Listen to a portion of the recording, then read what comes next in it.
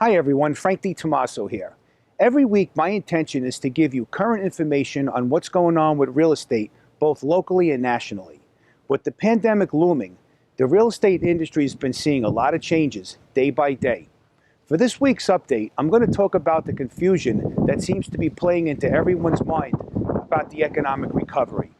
But before I do that, I just want to mention to you that the information I share weekly is factual and it's based on data and opinions. And most of the information is put out by the experts in the industry. But because no one has a crystal ball, things can sometimes change. And as things do change, it's my goal to share that information with you. And hopefully it helps those of you looking to buy or sell now to make more informed decisions. So let's get into this week's topic, which is understanding the confusion about the economic recovery. As we all work through the health crisis that plagues the country, more and more conversations are turning to the economic recovery because we all feel a sense that it's coming soon.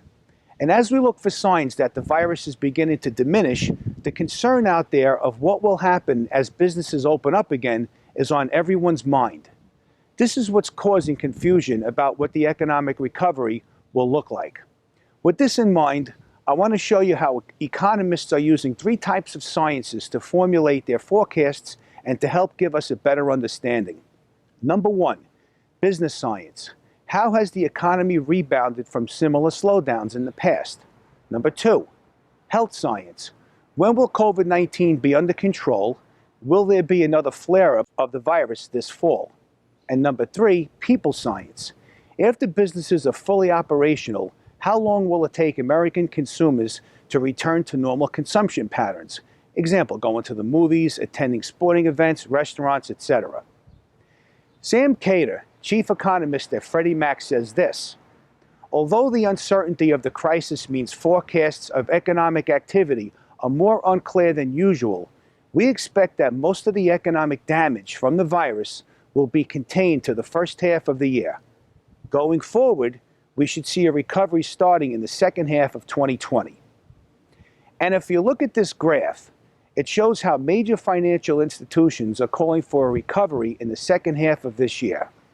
This past week, the Bureau of Economic Analysis released the advanced estimate for GDP for the first quarter of 2020. That estimate came in at negative 4.8%. It was a clear indicator showing how the U.S. economy slowed as businesses shut down and consumers stayed home in fear of the health crisis and of contracting COVID-19. As for the confusion about the economic recovery, here's the reason why.